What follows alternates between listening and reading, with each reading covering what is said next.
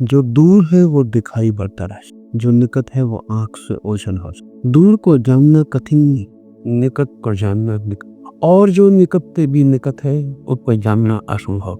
इसे थोड़ा हम ठीक से समझ लें, क्योंकि अंतर यात्रा में अत्यंत अपरिहार्य है जानने।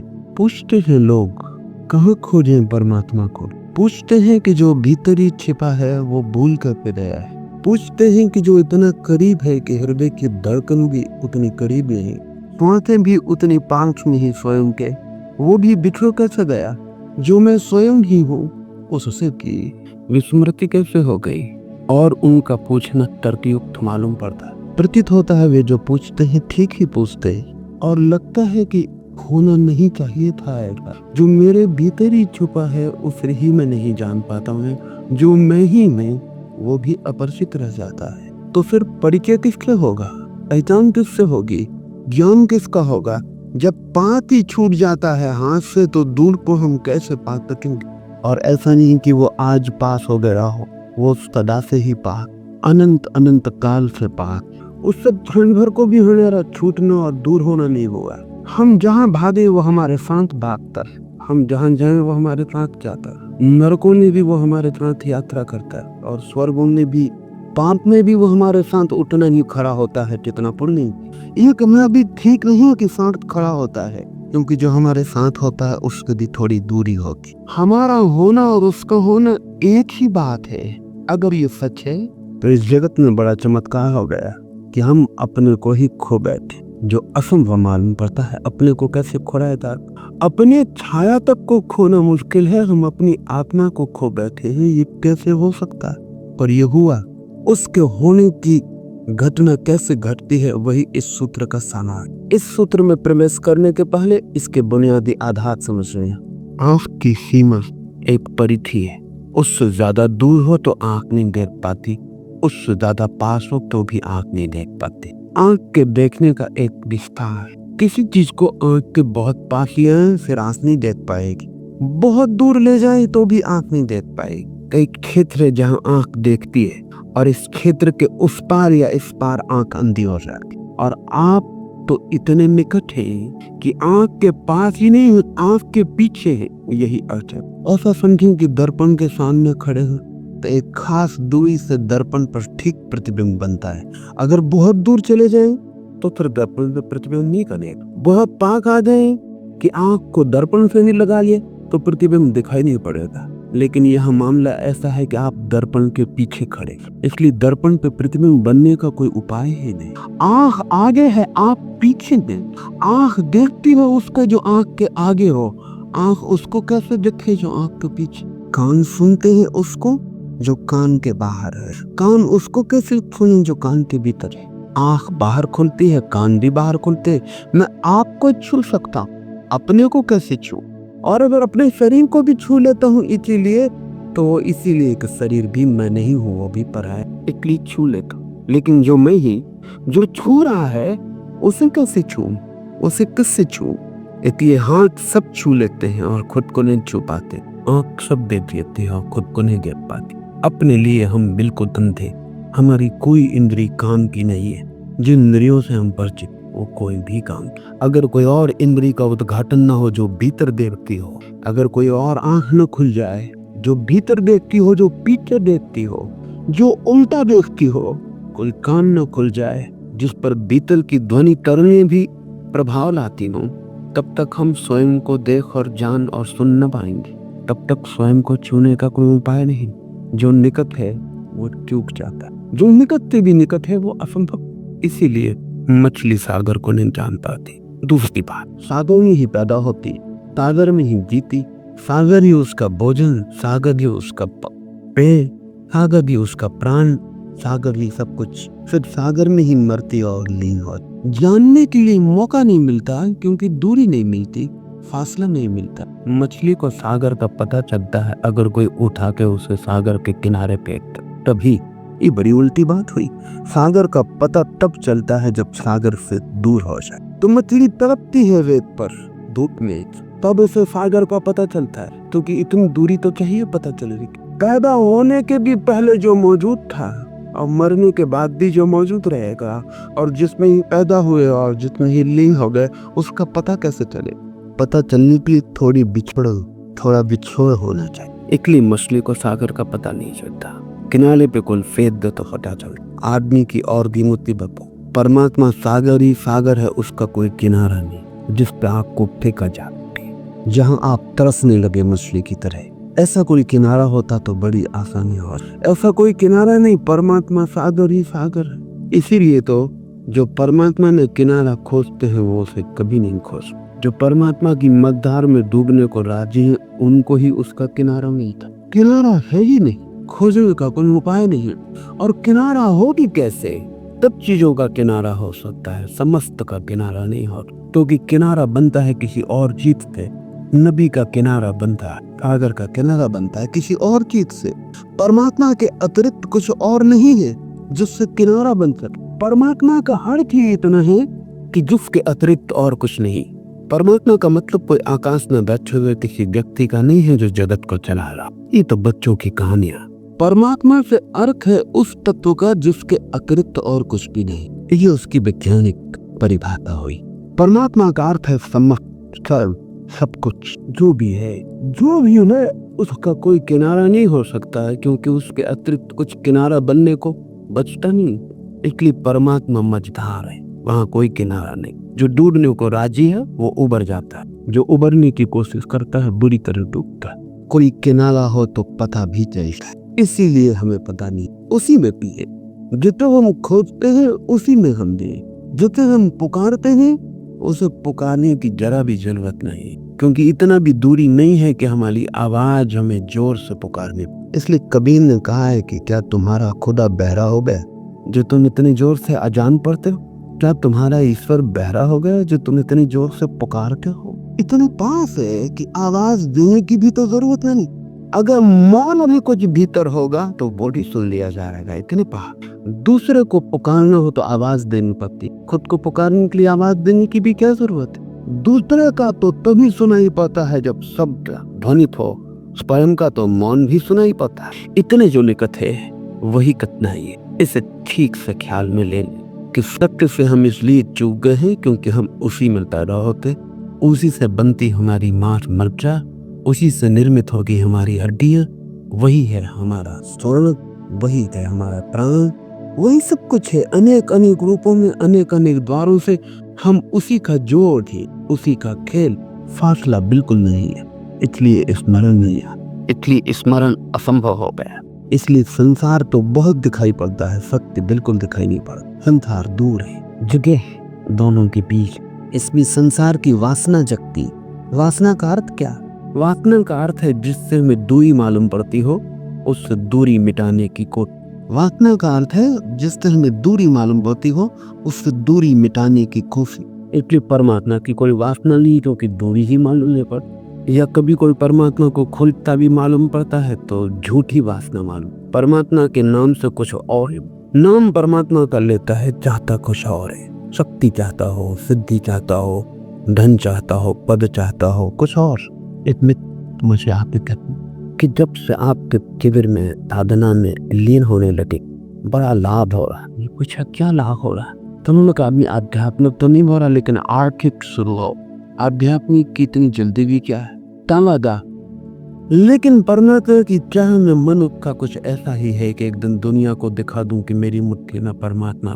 इसलिए परमात्मा की खोजी को अगर ख्याल से देखे, अगर उसका अहंकार बढ़ता जाए तो समझना तो उसकी खोज किसी और चीज की। अहंकार क्षीण होता जाए, टूटता जाए, विसर्जित होता जाए तो भी समझना कि खोज परमात्मा की। सन्यासियों की अकड़ जाहिर, महात्माओं की अकड़, बड़े बड़े राजनीतिक की भी मौत हो जाए हो सका। राजनीतिक की तो खोज ही ठीक है उसी अकड़ के लिए। बासी भी था, उतनी को जाल नहीं गिन जाता। कुछ होने का मजा ही सारी बात है, लेकिन महात्मा की बात कुछ और है। वो कहता हम न कुछ होने की खोज है और फिर कुछ होता चला जाता। दो महात्मा मिल जाए तो उनको एक तखत बिठाया नहीं था, क्योंकि ऊंचे नीचे कौन बैठे कहो लेट। इनके ये महात्मा मिलते नहीं है एक दूसरे से, इनकी बड़ी दिक्कतें आती। एक मित्र पागल है, थोड़े पागल ऐसे कि महात्माओं को मिलाने की कोशिश करते। वो मुझसे कहने लगी कि बड़ी मुसीबत की यहाँ तक सवाल उठता है कि अगर दो महात्माओं को मिलाया तो नमस्कार में पहले हाथ कौन जोड़े। कठिन मामला। संसारी भी इतने संसारी नहीं मालूम होते। मैं भी जोड़ना चाहते हो हाथ तो भी जोड़ लेते। मन में भला होता हो कि दूसरे पहले जोड़ता है, लेकिन फिर भी इसको छिपा के चलते हैं। अभद्र मालूम पड़ता है, लेकिन महात्माओं को अभद्र भी नहीं मालूम। कुछ महात्मा तो नमस्कार करते ही नहीं, उन्होंने देवती बनकर रखी, वो सिर्फ आशीर्वाद देते। ऐसे एक महात्मा को मिलाने के लिए कोई मित्र कोशिश में थे किसी दूसरे महात्मा का, तो दूसरे महात्मा ने कहा और सब तो की, लेकिन हम नमस्कार में करें और वो आशीर्वाद दे दें तो इसमें सब खराब हो जाए। ये हमारी खोज कुछ और है, धर्म पे कुछ, परमात्मा से कुछ लेना देना नहीं। हम कुछ और चाह रहे हैं, हम कुछ और मांग रहे हैं, लेकिन बेईमान है और हमने शब्द कुछ और ओढ़ रखे। परमात्मा की खोज कैसे हो, क्योंकि दूरी नहीं, दूर हो तो वासना कितनी, फासला हो तो दिल होता है दौड़ी, फासला हो तो जीतने की आकांक्षा पैदा होती, कठिनाई हो तो अहंकार को रस आता, पराजित करने का, जीतने का। फासला ही नहीं, दूरी ही नहीं, परमात्मा मिला ही हुआ है। ऐसी हालत जैसे कि तेनजिंग या हिलेरी एवरेस्ट पर चढ़ते तो मजा क्या। पहला आदमी मनुष्य के इतिहास में एवरेस्ट पर खड़ा हो जाए, और तो एवरेस्ट पर कुछ भी नहीं, लेकिन एवरेस्ट पर पहला आदमी इतिहास का खड़ा हो जाता है तो अहंकार को एक ऐतिहासिकता मिल जाती। अब दुनिया में जब तक एवरेस्ट है तब तक हिलेरी और तेनजिंग का नाम मिटाना मुश्किल। अभी चांद की इतनी दौड़ चलती थी, तो बड़े मजे की बात है कि चांद पर हम क्या छोड़ आ रहे, जो गए वो ईसाई है, लेकिन जीसस की मूर्ति नहीं छोड़ा है, झंडा छोड़ा है अमेरिका का। थोड़ा सोचिए, झंडे असली हैं, जीसस वगैरह सब झूठी। हाँ दुनिया है अमेरिका के यात्रियों को कि जीसस की एक छोटी मूर्ति भी ले जाए, कम से कम झंडा ले गए। झंडा है आखिर आदमी का अहंकार, और जीसस का भी कभी कभी नाम ले लेते हैं तब उसका मतलब भी झंडा ही होता है, और कुछ मतलब भी नहीं। जब लड़ना हो, झंडा ऊंचा रहे हमारा, तब जीसस, राम, कृष्ण, बुद्ध सब आता, मगर उनका भी उपयोग झंडे से ज्यादा नहीं, वो भी आदमी के अहंकार पर लगाई गई पताकाएं। तम पर हम छोड़ा नहीं झंडे, आदमी आकांक्षा में लगा रहते, कुछ मैं कर लिखूं जो मैं ही कर पाऊं, ताकि मेरा मैं एक ऐतिहासिक था। पर अगर आप एवरेस्ट टू पैदा हुए हो तब बड़ी मुश्किल न पड़ जाए, झंडा भी कहाँ लगाए। आदमी परमात्मा पर ही पैदा हुआ, वही है आप, वहाँ यही, वहां से आपका कभी जाना नहीं हुआ, वही है आपकी भूमि जहाँ आप खड़े। इसलिए परमात्मा के पाने में कोई अहंकार की दौड़ नहीं, गुंजाइश नहीं, कोई तरह का रथ नहीं मालूम पड़ता। फिर परमात्मा की बात भी ना हो तो अभियुक्त का प्यास कैसे जगे। परमात्मा की प्यास बड़े उल्टे ढंग से जगती, इसे ख्याल ले लें, क्योंकि उसके अतिरिक्त और कोई रास्ता नहीं।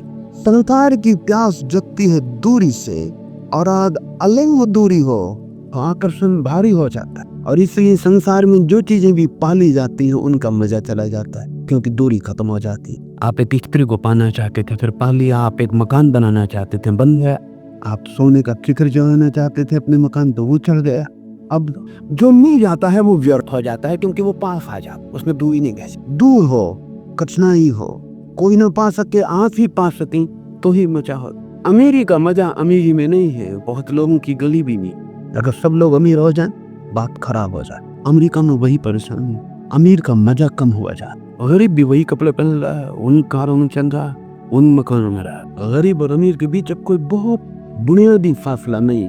अमीर का मजा किरकिरा हुआ जाए, अमीर परेशान, वो कुछ और तरकीबें खोज रहा है जो वो ही कर सके, और सभी लोग उनका बोल। परमात्मा में यूं उलझेरी, इसलिए परमात्मा में कोई अहंकार की बुलावा नहीं, कोई निमंत्रण नहीं, कोई चोट, कोई चुनौती, कोई चैलेंज नहीं। फिर परमात्मा की अभीप्सा कैसे पैदा होती। संसार की अभीप्सा पैदा होती दूरी से, बुलावे से, चुनौती से। परमात्मा की अभीप्सा होती संसार की असफलता। इसे छान कर ली, जब आप सब तरफ दौड़ चुकते और सब तरफ हार जाते हैं, तब पा लेते हैं और सब व्यर्थ हो जाता। खोज पूरी हो जाती है और पूरे होते ही नकार हो जाए, सब शून्य। हाथ में आते ही सब चीजें मिट्टी सिद्ध होती है, दूर सब सोना मालूम पड़ती। जितनी हो दूरी उतना स्वर्ण शुद्ध मालूम पड़ता है। जैसे जैसे पास आता है अशुद्ध होने लगता है, और पास आता है मिट्टी होने लगता है। जिन्होंने कथा मिदास की है, कथा में बड़ा व्यंग है। कथा है कि मिदास ने ऐसी सिद्धि पा ली, ऐसा वरदान पा लिया कि जो भी छूए सोना हो जाए। हम सब मिदास से उल्टे, जो भी छुए मिट्टी हो जाए। लेकिन बड़ा मजा है, मिदास भी मुश्किल में पड़ गया था, तो हमारी मुश्किल का तो क्या मिदास जो भी छूता सोना हो जा। उसने अपनी पत्नी को छुआ वो सोना होगा, उसने भोजन छुआ वो सोना होगा, उसने पानी पीने को उठाया उस तक पानी गया और सोना हो गया। मरा मिरा बड़ी मुश्किल में पड़ गया क्योंकि सोने से प्यास नहीं बुझती। और कितने ही लोग बातें करें कनक जैसा तरी सोने जैसा तरी, सोने के शरीर से कोई तृप्ति होने वाली नहीं। कोई कितनी कहे कि मेरी प्रेसी का जो काया है वो कनक काया स्वर्ण काया, लेकिन हो जाए तब पता चल, तब सिर ढूंढने बैठ किसी क्या हो गया तो वही काया बेहतर। उम्मीदाज इस मुश्किल में पड़ गया। कवियों की बातों में औले वरदान मांग गए, पत्नी हो गई सोने की, पानी सोना हो गया, भोजन सोना हो गया। लोग उससे भागने लगे, खुद के बेटी बेटी दूर रहने लगे, कहीं वो छू न दे। कोई मत बात है वो कि कहीं छू न दे। मिदाज अकेला हो गया, भरा पूरा जगत था उसका, सम्राट था, अकेला हो गया। वजीर पाक लो तब उस फासला रखे कि बचने का उपाय रहे, भागने की सुविधा रहे। अगर वो छू ही दे और मिदाज भूखा मरने लगा, पानी मिले ना, भोजन मिले ना, वो चिल्लाने लगा, चीखने लगा कि भगवान वापस कर दे, वही ठीक था। ये तो वरदान अभिघात हो गया। मिदाज की ये हालत हो गई, सब चीजें सोने होने लगी। तब तुम्हारी क्या हालत होगी? जो भी छूते हैं मिट्टी हो जाए। पत्नी दूर की तो सोने की मालूम पड़, जिस दिन विवाह किया उसी दिन मिट्टी की वाणी शुरू। 2-4 साल बाद मिट्टी रहेगा, कुछ नहीं है, सब चीजें मिट्टी हो, जो भी छुए मिट्टी हो। जिस दिन आपको ये अनुभव होता है कि सब दौड़ व्यर्थ है, उस दिन आप उसी जगह खड़े रह जाते हैं जहाँ परमात्मा है। जिस दिन आपको पता चलता है कि दौड़ के कुछ भी नहीं मिला, कुछ भी नहीं पाया, उस दिन दौड़ते नहीं है और न दौड़ने की वजह से वो दिखाई पड़ जाता है जो दौड़ने की वजह से दिखाई नहीं पड़ रहा था। दौड़ने की धुन की तबार तो दूर की चीजें दिखाई पड़ती थी, दौड़ना व्यर्थ हो जाए तो दूर से आंख पास लौट आती है, और अगर सारी ही दौड़ व्यर्थ हो जाए तो आंख उल्टी हो जाती है। अब तक बाहर देखते थे, अब भीतर देखते। डर तुम घूम जाता है जब संसार में देखने योग कुछ भी नहीं लगता, पाने योग कुछ भी नहीं लगता, खोजने योग कुछ भी नहीं लगता, जब संसार वासना नहीं रह जाती। इसलिए इतना जोर दिया है बुद्ध ने, महावीर ने, उपनिषदों ने कि निर्वासना द्वार। वासना है दूर जाने की व्यवस्था, निर्वासना है पास आने का द्वार। इस सूत्र को हम ख्याल में ले लें। शरीर के भीतर छिपा है वह अजन्मा नित्य, कभी पैदा नहीं हुआ जो, और सदा है और सदा है और सदा है। ऐसा जो अजन्मा नित्य है वो इसी शरीर के भीतर छिपा है, लेकिन शरीर को उसका कोई पता नहीं। शरीर है पृथ्वी का अंग, वो पृथ्वी के भीतर छिपा है, पर पृथ्वी को उसका कोई पता नहीं। इसी की पुनरुक्ति है इसी सूत्र। अग्नि के भीतर छिपा है, अग्नि को पता नहीं, सब जगह छिपा है, और जहाँ छिपा है, जिसके भीतर छिपा है उसे ही पता नहीं। क्यों? क्योंकि जिसके भीतर छिपा है वो बाहर दौड़ रहा। आपने कभी अनुभव किया शरीर की भीतर की तरफ दौड़? अगर आप अनुभव कर लें तो समाधि उपलब्ध हो जाए। आपने शरीर की बाहर की तरफ दौड़ अनुभव की है? एक सुंदर काया दिखाई पड़ती, शरीर दौड़ने लगा, पुलक आ गई, शरीर का रोना रोना भागने लगा। एक सुंदर फूल दिखाई पड़ा, आंखें भागने लगी। एक सुंदर ध्वनि सुनाई पड़ी, कान भागने लगे। शरीर भागता है सदा बाहर की तरफ। कभी आपने अनुभव किया कि भीतर की तरफ भी शरीर भागा? कभी अनुभव नहीं किया। तो शरीर को पता भी कैसे चले कि कौन भीतर छिपा है? जहाँ शरीर जाता नहीं है, जहाँ शरीर कभी देखता नहीं, सुनता नहीं, खोजता नहीं, शरीर को पता कैसे चले? शरीर अपरिचित रह जाता उससे ही जिसका शरीर तब दौड़ बाहर की तरफ है, इसलिए भीतर अज्ञान छा जाता। ये सूत्र अनेक अनेक द्वारों से एक ही बात की पुनरुक्ति। वायु के भीतर जो छिपा है वायु उसके जानते, मन जिसका शरीर, मन उससे अपरिचित, अहंकार जिसकी देह है, अहंकार उसके प्रति अनजान, चित्त जिसका शरीर है, अक्षर अव्यक्त जिसका शरीर है, वो भी उसे जानते नहीं जो भी छिपा है। मृत्यु भी उससे अपरिचित रह जाती है जिसकी मृत्यु घटित होती है। जो मरता है, इधर अजीब वाक्य है, क्योंकि जो मरता है मृत्यु उससे अपरिचित रह, जो मरता है वो मरता ही नहीं। मृत्यु जब घटती है तो कौन मरता है? कोई भी नहीं मरता, क्योंकि शरीर सदा से मरा हुआ है, उसके मरने का कोई उपाय नहीं। और शरीर के भीतर जो छिपा है वो सदा से अमृत है, उसके मरने का कोई उपाय नहीं। तो संबंध टूटता है, अमृत का और मृत का संबंध टूटता है मृत्यु में। लेकिन मृत्यु इतने निकट भी आके उससे अपरिचित रह जाती है वो जो अमृत है। इसलिए तो हम कितनी बार मर चुके और हमें अब तक पता नहीं चला कि हमारे भीतर वो भी है जो मरता नहीं।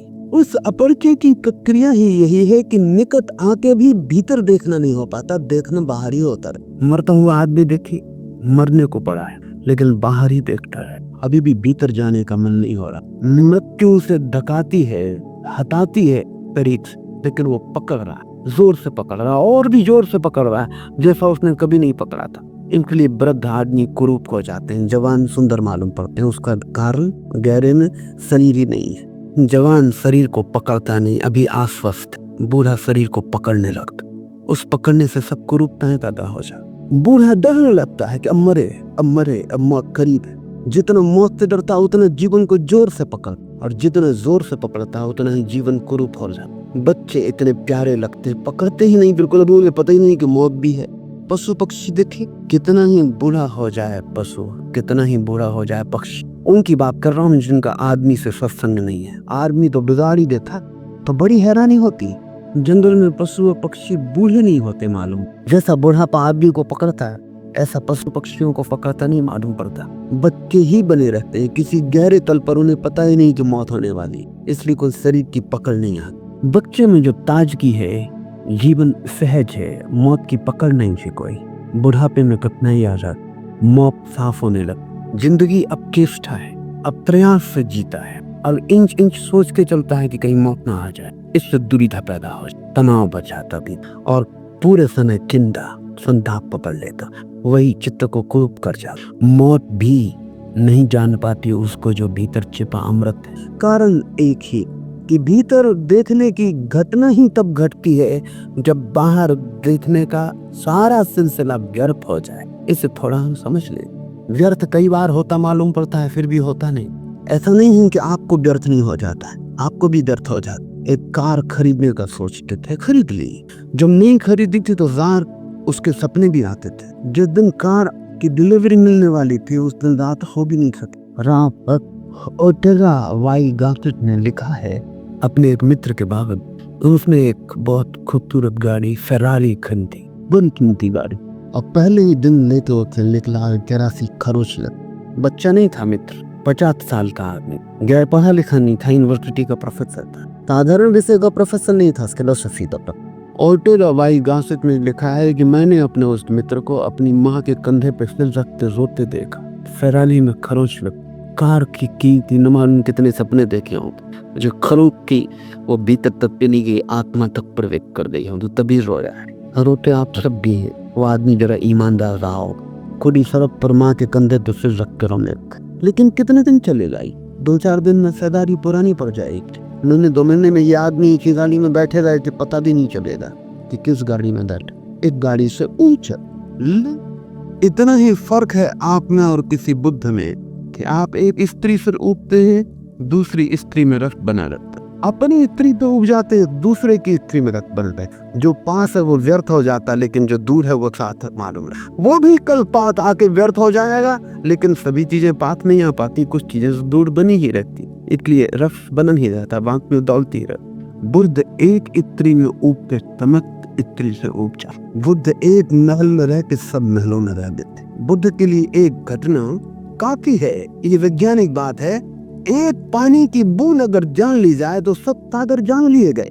वो पागल होगा वैज्ञानिक जो पूरे सागरों की जांच करता रहे और कहे कि जब मैं सब पानी की बूंदों की जांच कर लूंगा तब वक्तव्य दूंगा कि पानी हाइड्रोजन और ऑक्सीजन से बनता है। हम सब वैसे ही पागल हैं। एक वैज्ञानिक एक बूंद को परख लेता, खोज लेता, तोड़ लेता, पा लेता है कि H2O ये ऑक्सीजन और ऑक्सीजन के अणुओं का ऐसा जोड़, खत्म हो गए, सब सागर व्यर्थ हो गए, सब सागर जान दिए गए। अब कहीं भी होगा पानी, न केवल एक पृथ्वी पर।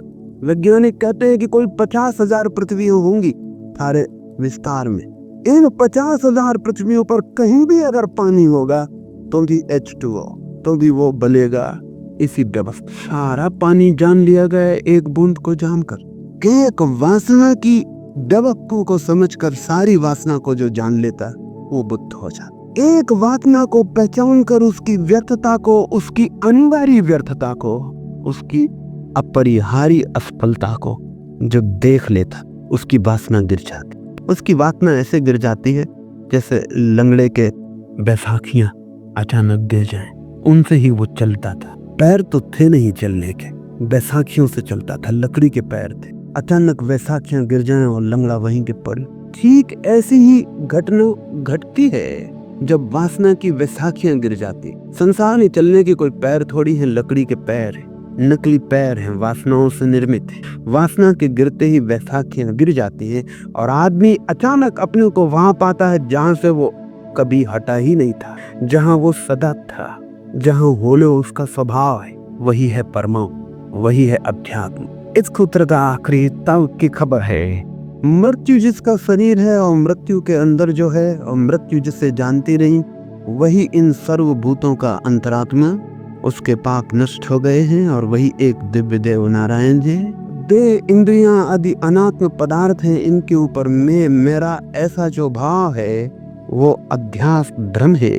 इसलिए विद्वान को ब्रह्मनिष्ठा द्वारा इस अध्यास को, इस भ्रम को दूर करना चाहिए। आखिरी बात इस सूत्र में, ये जो वासनाओं की दौड़ है ये इसीलिए है कि हमें दिखता है दूर कहीं कोई सपना पूरा होता, जैसे मरुस्थल में कोई देवता है, दूर मालूम होता है जल का सरोवर दौड़ता है, जल के नहीं दौड़ता है, वहां जाके पाता है नहीं है कुछ, रेत ही रेत है, लेकिन तब तक कहीं और जल का सरोवर दिखाई पड़ने लगा। भ्रम है, अध्यास है। सूर्य की किरणें जब तपती हैं जोर से रेत के ऊपर और वापस लौटती हैं, रिफ्लेक्ट होती हैं, जब वापस लौटने लगती, तो कपती हुई सूर्य की किरणें जब वापस लौटती, उनके कंपन के कारण भ्रम पैदा होता है कि लहरें कप रही है, और वो कंपन इतना सतत होता है और कंपन की एक धारा बन जाती है कि अगर पास में कोई वृक्ष खड़ा हो तो उस कंपन में उस वृक्ष की छाया नीचे दिखाई पड़ने लगती है। वो कंपन दर्पण का काम करने लगता। और जब आपको दूर से दिखाई पड़ता हो पानी भी, और न केवल पानी, आकाश में उड़ती हुई बदलियों की नीचे प्रतिछाया भी दिखाई पड़ती हो, तो भरोसा भी कैसे ना करें। आकाश में उड़ते हो कबूतर या आकाश में उड़ती हो बगलों की कतार और नीचे पानी में भी उसकी छाया हो जाती हो, पास में खड़े वृक्ष भी नीचे दिखाई पड़ते हो, तो फिर भरोसा पक्का हो जाता है कि पानी होना चाहिए। न केवल लहरें दिखाई पड़ती है, लहरों में प्रतिबिंब भी दिखाई पड़ता है। पास जाके जैसे जैसे पास पहुंचते हैं वैसे वैसे तिरोहित होने लगती हैं छायाएं, बिल्कुल पास पहुंच के रेत हाथ लगती। अध्यास का अर्थ है जो नहीं है उसका दिखाई पड़ना। शंकर के लिए ये बड़ा प्यारा शब्द है और उपनिषदों के लिए बड़ा आधारभूत। अभ्यास का अर्थ है प्रोजेक्शन, प्रक्षेपण, जो नहीं है उसका दिखाई पड़ना। वो जो दिखाई पड़ता है वहां है नहीं, आप अपने भीतर से आरोपित करते हैं, आप ही कारणभूत है उसे आरोपित करने के। एक चेहरा आपको सुंदर लगता है, वो सौंदर्य वहां है या आप आरोपित करते हैं, क्योंकि कल वही चेहरा आपको कुरूप लग हो सकता है, कल तक सुंदर न लगा हो, आज अचानक आपका दिव्य चक्षु खुल गया और आपको सुंदर दिखाई पड़ने लगा, और आपके मित्रों को अभी भी दिखाई नहीं पड़ा था। कहते हैं लैला सुंदर नहीं थी, मजनू को दिखाई पड़ती। सारा गांव परेशान था और लोगों ने समझाया मजनू को कि तू पागल है, इससे बहुत सुंदर लड़कियां गांव में है, तो व्यर्थ ही दीवाना हुआ जा। तो कहा है मजनू ने कि लैला को देखना हो तो मजनू की आंख चाहिए। ये अध्यास है। सवाल लैला नहीं, सवाल मजनू की आंख। सवाल वो नहीं है जो दिखाई पड़ रहा है, सवाल वो है जो देख रहा है। तो मजनू ने कहा मेरी आंख से देखो तब तुम्हें लैला दिखाई पड़े, लेकिन इसमें खतरा है, मजनू की आंख से दिखाई पड़ेगी। अगर सच में मजनू की आंख उधार मिल जाए तो लैला जैसी मजनू को दिखाई पड़ती है वैसी आपको दिखाई पड़ेगी। आंख भी एक चश्मा है, चश्मे के रंग उतर जाते हैं बिच्छियों पर। आपकी ताई इंद्रियां प्रक्षेपण कर रही है, आप चारों तरफ अपने तरफ एक जगत निर्माण कर रहे हैं। आपका मन केवल ग्राहक नहीं है, निर्माता है। आप बना रहे हैं दुनिया अपने चारों तरफ, सौंदर्य की, सुगंध की, इसकी उसकी, आप एक दुनिया निर्मित कर रहे हैं। ये दुनिया वैसी नहीं है जैसी आप देखते हैं, ये आप पर निर्भर है, और आप बदल जाते हैं तो दुनिया इटली तो बदल जाती। जवान दूसरी दुनिया देखता है, बूढ़ा दूसरी दुनिया देखता है, बच्चे दूसरी दुनिया देखता। क्या फर्क क्या पड़ जाता, दुनिया वही है, लेकिन बच्चों के पास वो आंख नहीं है जो जवान के पास। बच्चे भी कंकड़ पत्थर बीन रहे हैं, रंगीन होना काफी है। जवान कहता है फेंको भी इनको, इनमें क्या रखा है, इनकी कीमत क्या है। जवान के लिए अर्थ मूल्यवान हो गया, धन समझ में आने लगा। अब सिर्फ कंकड़ पत्थर बीनने से काम नहीं चलेगा, तितलियों के पीछे दौड़ने से कुछ हल होने वाला नहीं है। बच्चे तितलियां पकड़ रहे, तितलियां स्वर्ग मालूम पड़ती, जवान बच्चों को ना समझते। फिर आदमी बूढ़ा हो जाता, इंद्रियां थक जाती, अनुभव तिक्त होते, कड़वे होते, मुंह उनकी बेस्वाद धारा से भर जाता। जवान भी उसको देखते हैं, ये भी दूसरी तरह की तितलियां पकड़ रहे। तितलियां बदल गई, तितलियां नहीं बदली, बस और तरह की तितलियां पकड़ रहे हैं। बूढ़े रह जाते हैं, समझाए चले जाते हैं, कोई जवान उनकी सुनता नहीं। उनने भी अपने बाप दादों की नहीं सुनी। नहीं सुनने का कारण है आंखें दूसरी हैं। बूढ़े की आंख अगर जवान को मिल जाए तो उसे भी ऐसा ही दिखाई पड़े। और ध्यान रखो कि मजा ये है कि अगर अभी बूढ़े को फिर जवान की आंख मिल जाए तो वो सब अनुभव भूल जाएंगे, वो जो ज्ञान बता रहे हैं वो सब भूल जाए, फिर जगत रंगीन हो जाए। सुना है मैंने, अमेरिका की सुप्रीम कोर्ट का एक चीफ जस्टिस न्यायाधीश जब जवान था तब पेरिस आया, शादी करके सीधा पेरिस आया। फिर 30 साल बाद जब बूढ़ा हो गया और बेटों की शादियां हो गई और बेटे पेरिस हो आए तो फिर दोबारा अपनी पत्नी को ले गया। उसका नाम था पीरे। पेरिस देख कर उसने अपनी पत्नी से कहा वो बात ना रही पेरिस, सब ठीक कहाँ वो दिन जब हम पहले दफा पेरिस आए, बात ही और थी, पेरिस कुछ और था। उसकी पत्नी ने कहा माफ करे आप बोल रहे, पीरे और था, पेरिस तो वही। पेरिस तो अब भी वही है।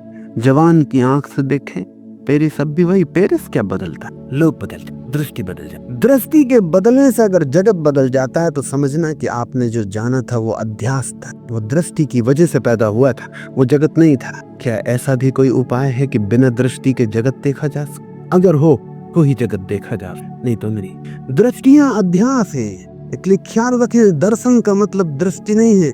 दर्शन का मतलब है वैसी अवस्था जब सब दृष्टियां शांत हो जाती, कोई दृष्टि नहीं रह जाती, तब देखना है। जब अपनी कोई आंख नहीं रह जाती थोपने को, और अपना कोई भाव नहीं रह जाता आरोपित करने को, अपनी कोई आकांक्षा नहीं रह जाती, मरुस्थल को तब देखना जब भीतर कोई प्यास नहीं होती। फिर मरुस्थल धोखा नहीं दे सकता। प्यास की वजह से धोखा हो, पानी की चाह होती है और नहीं मिलता तो चाह और बढ़ जाती है, और जब चाह ज्यादा बढ़ जाती तो मन चिप्त हो जाता है, और जो नहीं है उसे भी मानने का मन होने लगता। लेकिन एक ऐसी स्थिति भी है जब सब दृष्टियां छीन हो जाती और दर्शन का उदय होता है। कब होती है दृष्टियां छीन? दृष्टियां तभी छीन होती हैं जब सभी वासनाएं छीन हो जाए, क्योंकि हर दृष्टि वासना का खेल है, वासना का फैलाव। तो सूत्र कहता है देह इंद्रियां आदि अनात्म पदार्थ हैं, इनके ऊपर मैं मेरा ऐसा जो भाव होता है वो अध्यास है। इसलिए बुद्धिमान को ब्रह्मनिष्ठा द्वारा इस अध्यास को दूर करना चाहिए। ब्रह्मनिष्ठा द्वारा, अपने में निष्ठा द्वारा। हमारी निष्ठा हमेशा पराये में है, किसी और में, अपने में नहीं। दौड़ कहीं और है, अपने में नहीं। जा कहीं और रहे एक जगह को छोड़कर, वो जगह जो भीतर है। ब्रह्मनिष्ठा का अर्थ है ये वासनाओं की दौड़ हट गई, आदमी अपने में खड़ा हो गया। आदमी वहीं खड़ा हो गया जहाँ कोई मन नहीं है, कोई इंद्रियां नहीं है, कोई शरीर नहीं है, सिर्फ शुद्ध चैतन्य है। उसमें प्रतिष्ठित होते ही सब अध्यास टूट जाते और तब संसार नहीं है, ब्रह्म जी है। जब मैं हिंदी में बोल रहा हूँ, बहुत लोगों को हिंदी समझ में नहीं आती, लेकिन वे भी उपयोग कर सकते। जिन्हें हिंदी समझ में नहीं आती वे आंख बंद कर लें और केवल ध्वनि सुने, शांत बैठ जाएं जैसे ध्यान में हो। और बहुत बार जो शब्द समझ के भी समझ में ना आता, वो मात्र ध्वनि सुनने से समझ में आता है। जब मैं अंग्रेजी में बोल रहा हूँ, जिन मित्रों को अंग्रेजी समझ में नहीं आती वो ऐसा न सोचे कि उनके काम का नहीं। आंख बंद कर ले और जो मैं बोल रहा हूँ उसकी ध्वनि पर ध्यान करे, समझने की कोशिश न करे। जो भाषा समझ में नहीं आती समझने की कोशिश ही मत करे, बिल्कुल ना समझ हो के शांत बैठ जाए, सिर्फ ध्वनि का आघात ध्यान करे, सिर्फ सुने।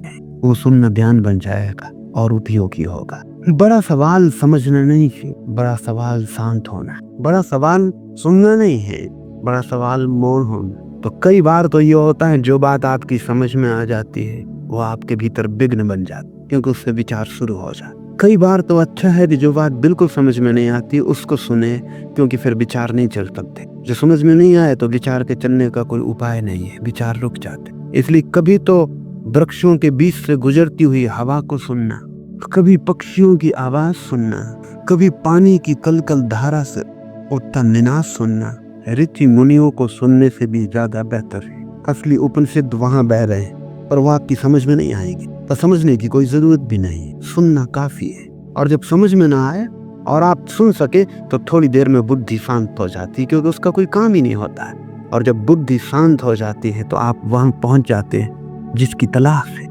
Man is a periphery but also a center. Man is a circumference but not only that. Your body is your circumference but not you. This sutra is concerned with the identification of consciousness with the body. The identification of the center with the periphery.